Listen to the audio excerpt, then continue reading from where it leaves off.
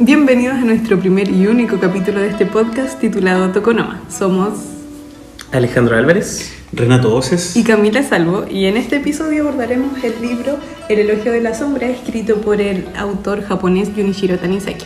Específicamente vamos a estar abordando algunos aspectos que el autor enfatiza en su ensayo, y así que partimos todo y de hecho ambientándolo con nuestro título para que ustedes junto a nosotros se transporten a esta cultura nipona y a través de los lentes de Tanizaki poder ver la cultura japonesa. Pero antes de entrar de lleno con el libro, por favor, Alejandro, cuéntanos, ¿quién fue Junichiro Tanizaki? Bueno, como bien tú decías, Junichiro Tanizaki fue un escritor japonés. Nació el 24 de julio de 1886 y falleció el 30 de julio de 1965. Él, fue el menor de 4 hermanos, nació en una casa acomodada. La muerte de su abuelo fue que marcó un declive familiar, lo cual lo llevó a que él se traslade a un lugar un poco más modesto, y en ese tiempo él se pudiera dedicar a enseñar a niños de una familia rica. Es ahí donde él aprende literatura china y también japonesa, todo dedicado como al sector como más oriental y toda esta literatura japonesa también del siglo XX. Él escribió novelas, ensayos, cuentos breves y obras de teatro incluso. Un tema interesante entre sus obras, y de hecho lo vamos a tratar en algún momento aquí dentro de este podcast, es la tensión entre la tradición y también la modernidad en Japón. Él escribió una obra que se llama El elogio de la sombra, que de hecho es la obra que vamos a tratar de aquí en adelante, la cual refleja su fascinación por la estética y los detalles también de la vida cotidiana. Él, por todas estas obras que él hizo, fue galardonado con varios premios literarios en Japón. Uno de ellos fue Orden de la Cultura y otro fue que fue miembro honorario por la Academia Estadounidense de las Artes y las Letras. Renato, ¿tú podrías contarnos algo más acerca también como del contexto en relación de este autor? Sí, mira, tú nos comentabas un poco que él en esta obra hace un interesante énfasis entre la tensión que hay en la tradición y la modernidad en Japón, pero no solamente esa tensión de tradición y modernidad, sino que él lleva esta idea de la modernidad a un contraste del avance civilizatorio que se ha generado entre la cultura de Oriente y Occidente. Y dentro de lo que él escribe en este libro, El elogio de la sombra, él hace varias preguntas bien interesantes, como por ejemplo, ¿qué hubiera pasado si Oriente hubiera estado a la vanguardia de la civilización? Por ejemplo, en la era o en el área industrial, en el área científico, en el área artístico, incluso en el área religioso, político. Hubiesen sido las democracias de la manera en que lo son, si por ejemplo toda esta civilización hubiera sido más bien dominada por la cultura oriental. ¿Cómo hubiera él el papel, por ejemplo, hubiera evolucionado? Incluso hace ciertos ejemplos respecto a la tinta, etc. Entonces es bien interesante este contraste que él nos muestra en su libro de estas dos culturas y de cómo el avance de Occidente también se ha ido insertando en la cultura oriental. Pero él los ve desde una perspectiva también un tanto crítico, al mostrarnos que la cultura oriental, al recibir lo fuerte que ha incursionado la cultura occidental, más bien dicho, ha ido apagando ciertos detalles de su propia cultura, conforme también a su naturaleza propia, ya sea en la vida cotidiana de Oriente, a través de los artefactos que utilizan, la vestimenta, tipo de alimentos, etc. De hecho, él hace una reflexión bien interesante y cita en una de las frases del libro diciendo: pero nosotros, dice él, colocados ante una civilización más avanzada, no hemos tenido más remedio que introducirla en nuestras vidas. Nos hemos visto obligados a bifurcarnos en una dirección diferente a la que seguíamos desde hace milenios.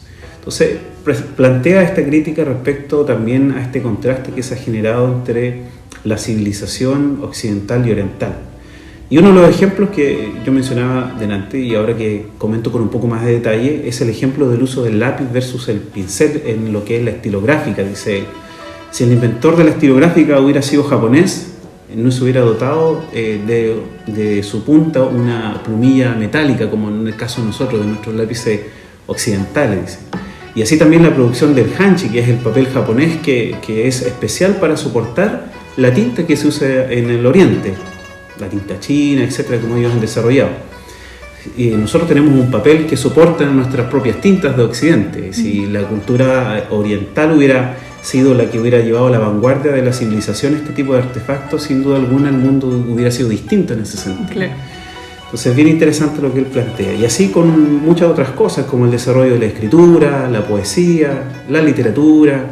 En general, dice, la literatura de ellos no sería una mera imitación de Occidente, sino más bien es muy probable que acá en Occidente seríamos nosotros imitadores de la cultura oriental. Entonces, él admite que Oriente ha tenido muy pocos progresos en lo material y también él, por ejemplo, menciona cómo el invento de un fonógrafo de la radio se pudo haber adaptado de una forma muy distinta al encontrar en su desarrollo cosas propias del tono de voz que usan los orientales, del tipo de música que usan ellos, como una radio a lo mejor hubiera tenido otro tipo de parlante, otro tipo de frecuencia, etcétera, para adaptarse a su propia cultura. Entonces, bien interesante esta reflexión inicial que él hace. Y de alguna forma también hace esta crítica mostrándonos un sentido utilitario de las cosas de Occidente versus el profundo sentido religioso y contemplativo también que tiene cada objeto en la cultura oriental. Entonces, para ellos el papel no es solamente un objeto para utilizar en un momento y después botarlo, a diferencia de la cultura oriental, que para ellos el tacto, que son cosas que vamos a ir profundizando ahora, lo sensorial, lo contemplativo, el color, incluso el ruido, dice él, que hace el papel al arrugarse, es completamente distinto a lo que hace con nosotros hoy día, lo que hemos construido en nuestra civilización desde una perspectiva bastante más utilitaria. Y eso más o menos, ese contraste bien interesante. Ahora, no sé ahí, la Camila, ¿qué más nos puede comentar? Sí, de hecho mencionaste varias cosas interesantes que hacen o nos dan pie para poder entrar de lleno a lo que el libro trata, Tanizaki, en este contraste de Oriente y de Occidente, pero algo que podemos recalcar mucho es el hecho de la contemplación. Y de que de hecho para Tanizaki la aceptación de un mundo compuesto por la luz y por la sombra es algo que se ve desde lo cotidiano, en la vida en general, en el hogar, en los paisajes, en el templo, en el teatro, etc.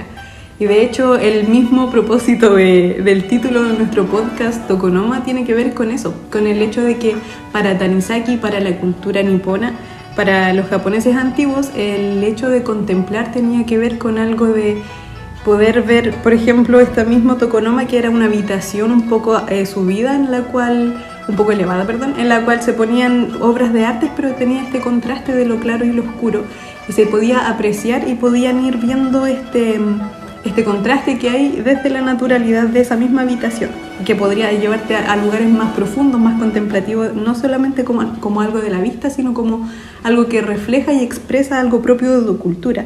Entonces, en la cultura nipona era muy aceptado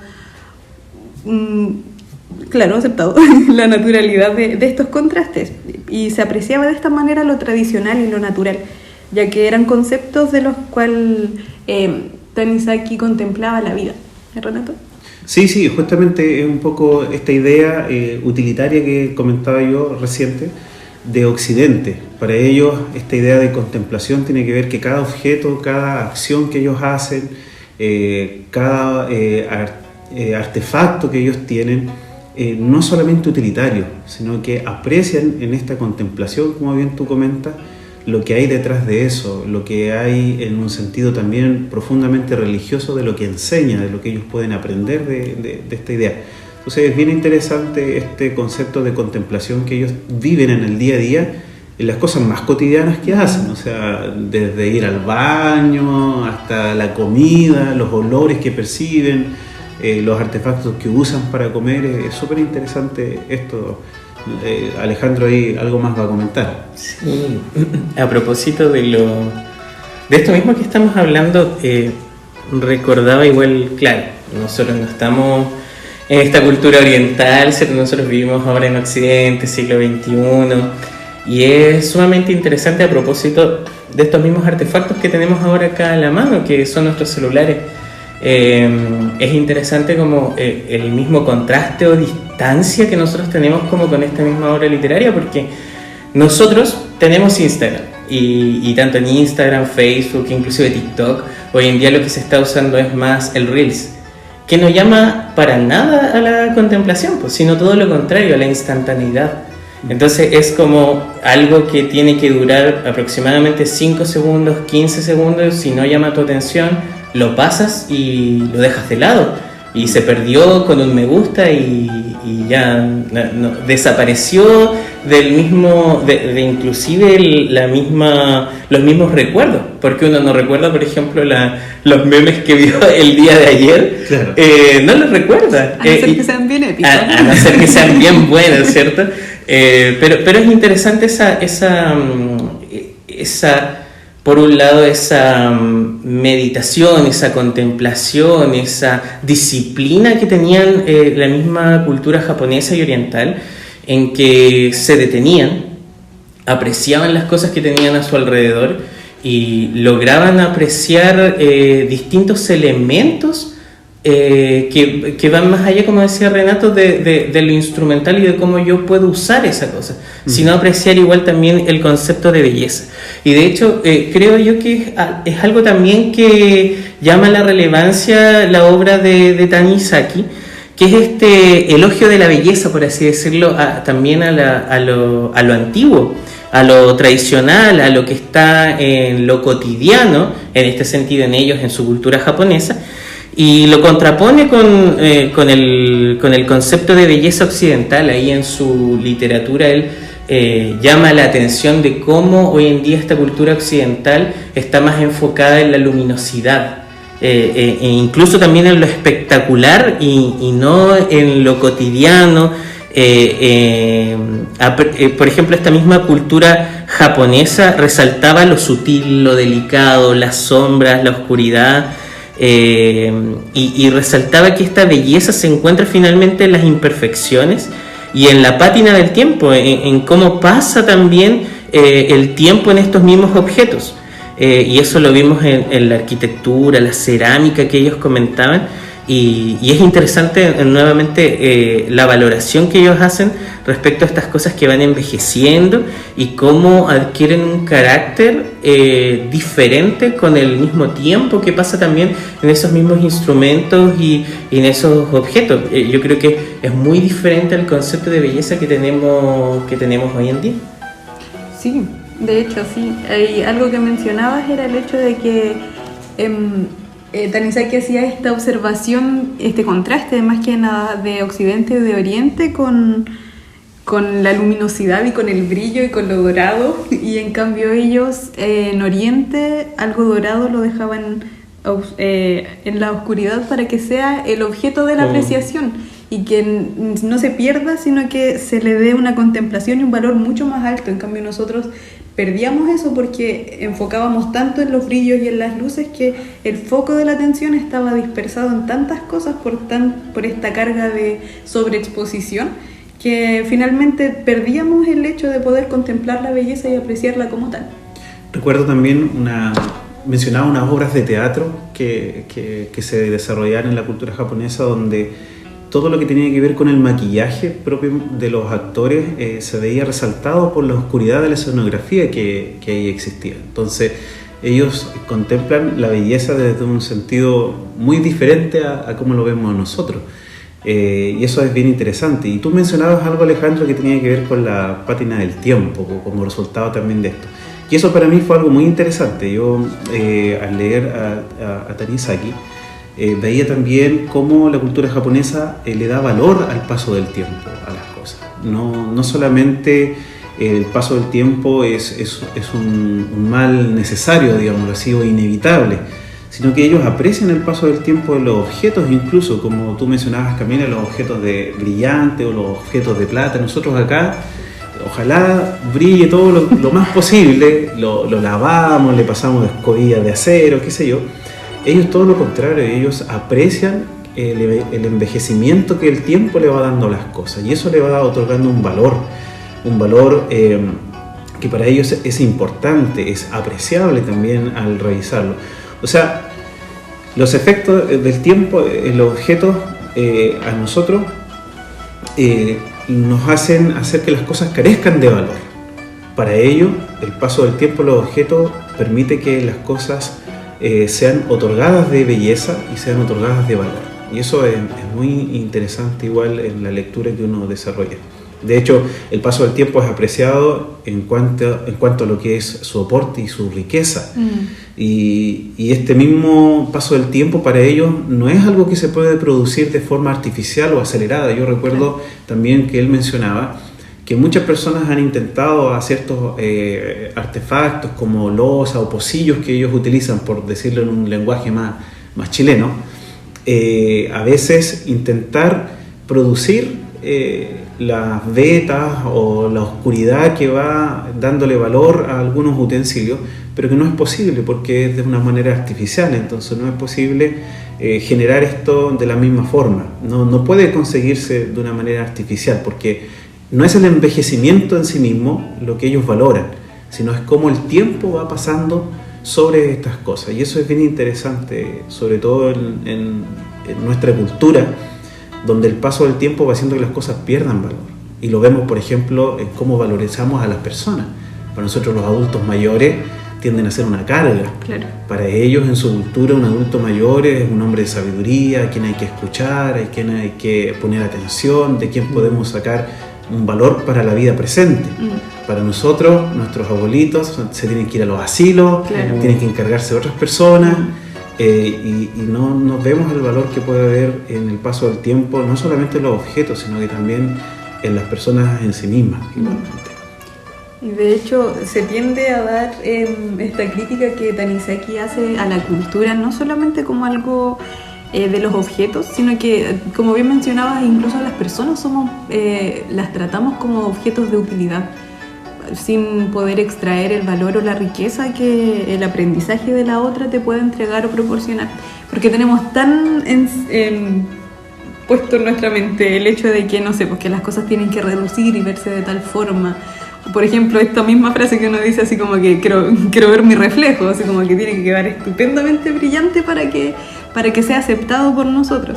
Y en cambio para ellos era algo como el valor de tus huellas sobre algún objeto, era algo que le iba dando también el paso del tiempo, y no era algo así como para ellos sucio, sino como de valor dentro de su propia cultura. Pero para nosotros, en nuestra mente tan occidental, tenemos tan metido esto que, no sé, las arrugas y todo esto es tan malo que no se puede apreciar, sino que es algo con lo que hay que combatir, algo que hay que rebatir. No se tiene que apreciar el hecho del paso del tiempo, sino que se tiene que aplazar lo más que se pueda, paradójicamente. Sí, de hecho es interesante igual como acá en Occidente nosotros vivimos más como en una cultura de la desechabilidad, si le pudiéramos colocar un nombre, porque prácticamente hoy día todo es desechable, incluso nuestros mismos celulares, haciendo el mismo ejemplo de antes que hablábamos como de la tecnología, que pareciera ser muy futurístico y todo, pero sin embargo hasta ellos tienen fecha de caducidad, 2 años, 1 año, incluso algunos que ni siquiera funcionan las baterías, y terminamos botando esta misma acumulación que tenemos en nuestros mismos basureros. Yo creo que es un buen ejercicio a veces hacerlo, revisar qué es lo que estamos botando y ver por un lado esta misma cultura que nos ha consumido, valga la redundancia, el consumo nos consume, diría un autor chileno, de hecho. Tomás, me acuerdo el nombre, Moulian, puedo equivocarme, pero él decía esto sobre que el consumo nos consume, y finalmente terminamos nosotros tratando las cosas como desechables, incluso hasta nuestras mismas relaciones interpersonales, las despreciamos, las dejamos, pero no tratamos esto mismo como el valor del paso del tiempo, de guardar cosas, de reutilizar cosas, de ver cómo algo realmente fue marcado y tiene una historia por detrás, que no es solamente el objeto, sino que también tiene esta marca del paso del tiempo, con qué se usó, en qué momento, o como esto mismo que las madres solían hacer, no sé si hoy en día lo siguen haciendo, pero es guardar los juguetes de los niños y los guardan hasta una cierta edad, pero finalmente los terminan regalando porque no terminan siendo utilitarios, como hablábamos hace poco. Pero es sumamente interesante esto de esta cultura japonesa antigua que tenían respecto al valor del paso del tiempo. No solamente lo podemos ver al hacer este análisis en una cultura que contrasta con otra, como la oriental con la occidental, que obviamente ellos aprecian el valor del tiempo de una manera distinta.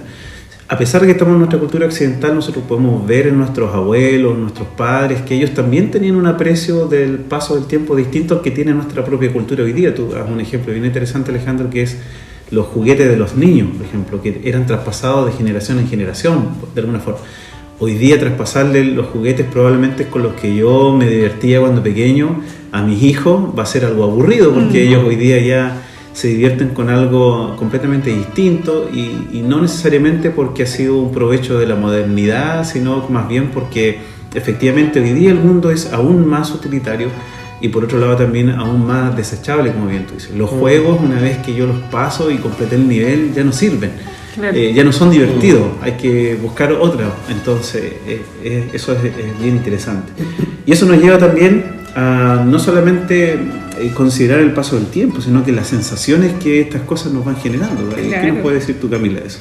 Y es bien interesante esto que ustedes iban mencionando siguiendo con el ejemplo del juguete, porque al irlo pasando de generación en generación tú también estás traspasando tu experiencia sensorial en el juguete, porque no solamente es algo material, sino que tú al verlo vas a ir evocando recuerdos de cómo eso te producía felicidad, o si alguna vez se te rompió y después lo tuvieron que arreglar, va provocando ciertas emociones y ciertas sensaciones que van produciendo algo en ti, y esto mismo también lo va mencionando Tanizaki en su ensayo, cuando hace alusión a que en realidad todo esto que hemos estado comentando tiene que ver desde una experiencia sensorial y desde una experiencia integral, que no solamente como algo desde la vista o desde cierto sentido, sino como completo, ya que para la estética tradicional japonesa percibir el misterio de la sombra era lo más esencial para ellos. Y como les decía, no solo de la vista, sino como esta experiencia sensorial completa para comprender esta yuxtaposición de lo claro y lo oscuro y percibiendo así todo desde un punto integral. Entonces es súper interesante que, bueno, volviendo ya de lleno a lo que el libro decía, por ejemplo, Tanizaki menciona muchas cosas de su cultura, pero hace esta alegorización y hace este énfasis tan maravilloso que a mí nunca me habían descrito una experiencia de ir al baño de esta manera.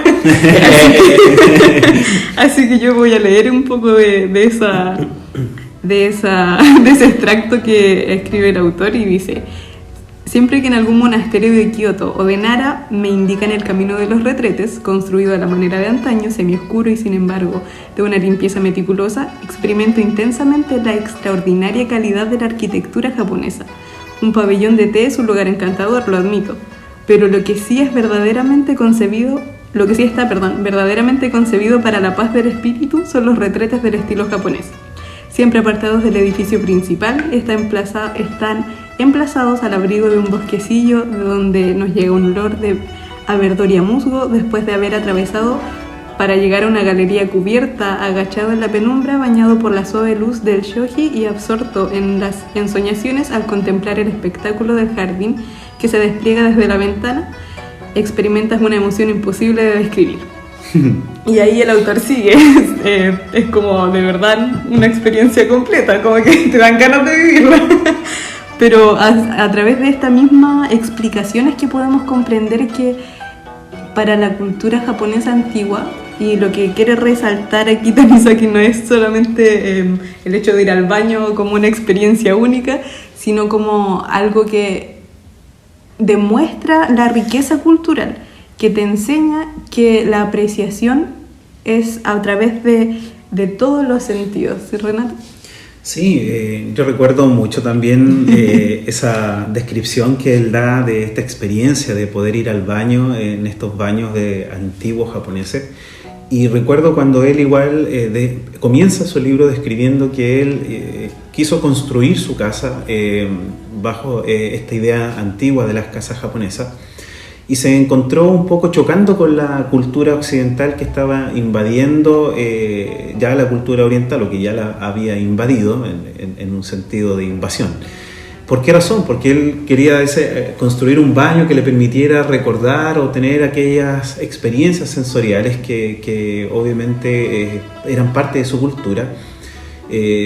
Pero incluso el tipo de material con el que hoy día son construidos los retretes, por ejemplo, que es una losa, no permiten tener los mismos colores que se observan, el tacto, a la piel probablemente, no solo un tema visual, sino que los olores que se generan producto de la madera o del tipo de materiales que se ocupan. Todo eso no es muy, o imposible más bien dicho, de conseguir hoy día para los artefactos de cultura occidental, que de alguna u otra forma, si bien es cierto, están ahí, son útiles también para ellos hoy día, por higiene o por un montón de cosas probablemente. Pero él mencionaba esta experiencia sensorial que es muy importante para la cultura japonesa y que de alguna forma también han tenido que resignarse a irla desechando de a poquitito. Por eso la frase que yo leía adelante también él la mencionaba con tanto ahínco, que es lo que se puede ver ahí en la lectura del libro igual. Así que es interesante, no solamente las cosas que hemos mencionado respecto a la belleza, cómo ellos la ven, respecto al paso del tiempo, cómo ellos la ven, sino que cada una de estas cosas que tienen que ver con las sombras propias de la cultura japonesa, que están ahí en cada elemento, son una experiencia sensorial también para ellos. Los mismos diamantes, por así decirlo, joyas, ellos aprecian otro tipo de joyas que de alguna forma van teniendo vetas internas con el paso del tiempo, y eso les permite tener una experiencia sensorial distinta a la vista, a lo nuestro. Lo nuestro, mientras más brille, como ya hemos dicho, claro, es más luminoso y más impactante para nosotros. Para ellos es completamente diferente. Bueno, ahora yo los quiero invitar a que podamos hacer un ejercicio de reflexión con una película que yo sé que han visto, que se llama El cuento de la princesa Kaguya. Es una película de animación japonesa dirigida por Isao Takahata. Se basa en un cuento folclórico, sigue la historia de una misteriosa princesa. No voy a dar toda la historia para no hacer spoiler a la audiencia, los invito a verla. Un pequeño claro, ella es una princesa que nace de un bambú, crece en la naturaleza, y ahí va contraponiendo algunas ideas que vamos a ir desarrollando de aquí a poco y vamos a ir profundizando en esa reflexión. Pero es una animación única y tiene un enfoque poético, y también ofrece una reflexión también sobre la naturaleza efímera de la vida y las complejidades también de la existencia humana. Ahora, las reflexiones que podemos sacar también comparando también con esta otra obra que teníamos aquí de Junichiro Tanizaki, es este tema de la estética japonesa. Es sumamente interesante igual comparar estas dos obras, porque claro, una es más audiovisual y la otra es solamente un escrito que estimula la imaginación. Algunos de nosotros, claro, al leer la obra de Junichiro Tanizaki buscamos fotos, ¿cierto? Para poder ambientarnos, porque nadie aquí es japonés, a menos que yo sepa aquí entre nosotros. Claro, pero sin embargo ambos intentan abordar algo sumamente interesante, que es este cambio también que hay en la modernidad, tanto de la cultura tradicional japonesa como también a la modernidad. Y es sumamente interesante este cambio, porque claro, Junichiro Tanizaki habla también de este tema, de esta estética, ¿cierto?, que cambia el tema de sombra a mayor luz y luz artificial, porque de hecho Junichiro Tanizaki en ningún momento está en contra de la luz, sino que en la luz artificial, y cómo al final eso va destruyendo toda una cultura y cómo esta modernidad viene avanzando con creces y se está comiendo su época. Al final él termina siendo prácticamente como un discurso de finalización de su época y haciendo un breve llamado, sin embargo ya sabiendo de todo lo que ya viene ocurriendo dentro de su época. Ahora, sin embargo, dentro de la misma obra que pudimos ver del cuento de la princesa Kaguya, también vemos en ese sentido también cómo esta misma cultura tradicional japonesa también está siendo extinguida por algunos elementos de la modernidad que están filosóficamente dentro de la misma obra, porque hay algunas escenas, ¿cierto? Que ya, como les contaba, esta misma princesa crece, ¿cierto? Y este cortador de bambú que termina siendo su padrastro, una persona que la va criando, siente que recibe una señal del cielo que la tiene que cuidar y tratar como una princesa.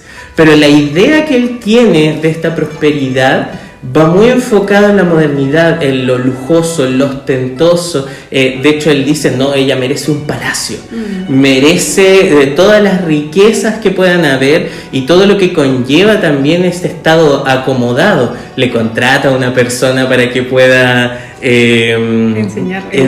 educarla, ¿cierto? Enseñarle en todas las modestas costumbres que debe tener una princesa. Claro.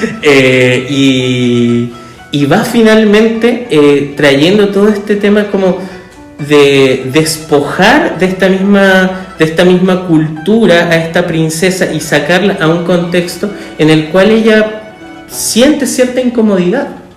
Entonces hay estos dos elementos que se entrecruzan de cómo finalmente la modernidad incluso cambia nuestra perspectiva también de vivir las cosas, porque dentro de esa misma estadía que ella está viviendo también vive este mismo elemento, este utilitarismo que estábamos viendo, esta pérdida del valor del paso del tiempo, y todos los otros elementos. No sé si alguno quisiera comentar algo más respecto al tema de la obra. Sí, es muy interesante el cuento. De hecho, como dices tú, después de toda esta búsqueda de felicidad que tiene el padre en su propio concepto también de felicidad, sin quizás haber visto lo feliz que era esta pequeña en la simpleza del campo, en la simpleza de los bosques de bambú, en la simpleza también de la amistad que tenía con cada uno de los pequeños con los que jugó mientras iba creciendo.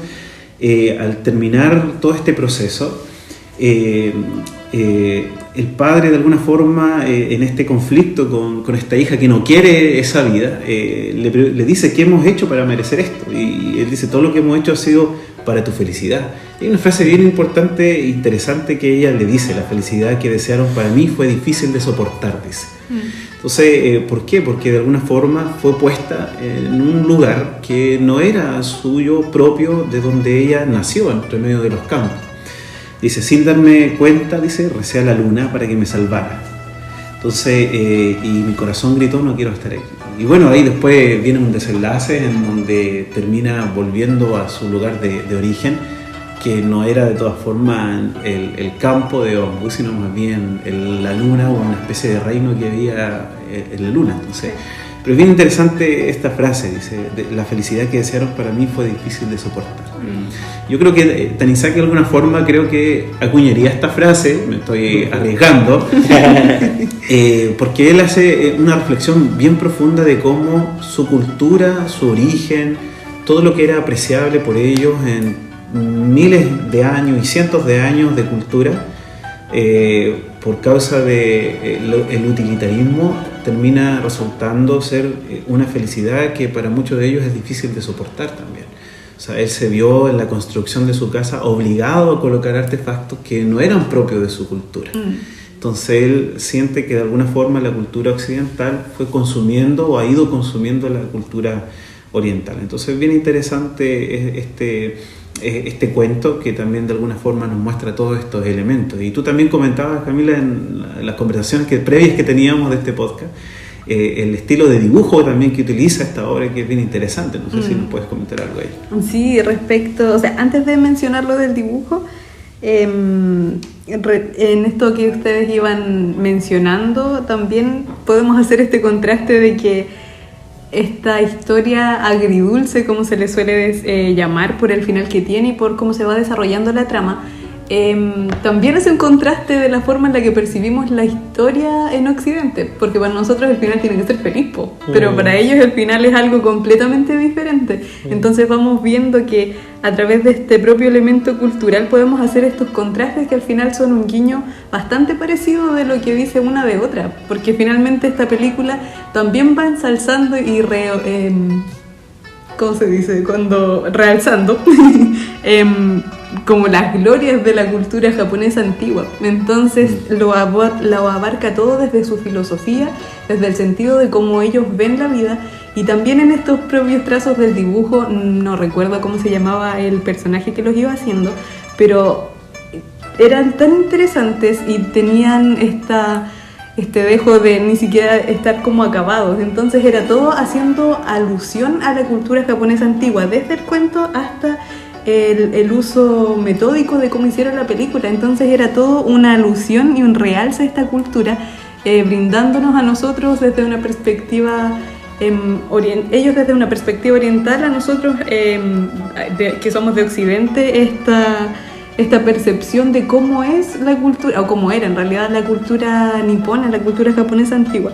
Entonces es algo bastante enriquecedor en todas sus formas, porque podemos encontrar que tanto la película como el libro de Tanizaki abarcan estos mismos elementos, que son demostrar cómo era la cultura anteriormente y ver que se puede apreciar la riqueza de lo que fue.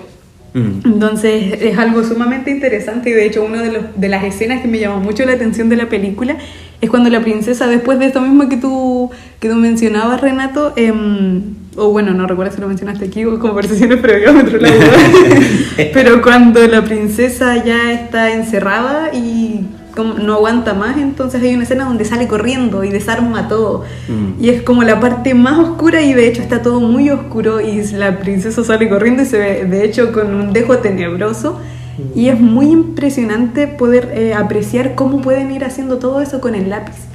Y es interesante ver que todo lo que nos transmite solamente haciendo alusión a esto, a lo que la cultura es. Entonces me parece que es un elemento que contrasta bien Oriente con Occidente en ambos sentidos, y que finalmente se fusiona bien la mentalidad de Tanizaki, ya que era la misma de la cultura japonesa antigua. Eso por mi parte, no sé si ustedes tienen algo más que agregar. Yo creo que para ir terminando nuestro tiempo de podcast, para nuestros amigos que nos han escuchado pacientemente, muchas gracias. Yo creo que en resumen nosotros hemos podido ver a través de este libro de Tanizaki una mirada muy diferente a la nuestra, con la que crecimos en nuestras conversaciones previas a este podcast. Fuimos conversando cosas bien profundas también respecto a los mismos elementos que hemos conversado, como por ejemplo el contraste de las culturas orientales y occidentales, también este mismo sentido de una comprensión diferente de lo que es la belleza, que no tiene que ver, para nosotros la perfección es sinónimo de belleza, para ellos el paso del tiempo, la contemplación es sinónimo de belleza. Entonces, de hecho, ellos, su sentido de perfección es distinto. Las mujeres se tiñen los dientes de blanco. Acá nosotros vivimos una cultura en donde hay que ir al dentista a emblanquecerse los dientes para ser más bellos. Ellas no, ellas ocultan, digámoslo así, la blancura de sus dientes a través de una pintura negra. Sus cejas también son quitadas. Entonces es bien interesante que ellos tienen un concepto muy distinto de belleza. Nos permite a nosotros reflexionar también, no para cambiar nuestra cultura occidental a una oriental, sino que para apreciar de una manera distinta la mirada que ellos también tienen. Y cómo ellos también, lo último que conversábamos dentro de estos 3 o 4 puntos, es le dan un tiempo de experiencia sensorial a cada una de las cosas. Como decías tú, Alejandro, con ese ejemplo de la historia de Instagram, para nosotros es muy utilitario todo. Para ellos no, para ellos es muy religioso todo el sentido de todo esto. Y eso es interesante, porque desde la vereda de donde estamos haciendo nuestro trabajo, que es obviamente una comprensión religiosa de la vida, nosotros podemos ver cómo para ellos también cada una de estas cosas, la contemplación, la belleza, la experiencia de su cultura, tiene que ver también con lo profundamente enraizado que está la religión en su propia cultura igual. Entonces ellos no ven la vida como algo tan pasajero o banal. Ellos ven en la vida la expresión de lo que ellos conciben en un sentido muy religioso también. Entonces por aquello ellos aprecian mucho eso, y de alguna forma puede a nosotros también quizás enseñarnos en la reflexión de cómo debiéramos comprender que lo cotidiano de nuestra vida está mucho más presente en la obra del Dios que nosotros creemos, del Dios que nosotros servimos, y por lo tanto que debiéramos darnos también más tiempo para apreciar la belleza en cada una de las cosas que el Señor ha hecho para con nosotros, incluso en cosas tan sencillas como levantarnos un día a tomar un desayuno. Sí, concuerdo mucho contigo, Renato, en eso último que dices. Yo creo que finalmente Dios creó todas las cosas, y es interesante eso porque eso también incluye la misma realidad de las cosas, el mismo paso del tiempo, que Dios mismo nos haya creado dentro de un espacio-tiempo para que vivamos el tiempo presente y lo apreciemos.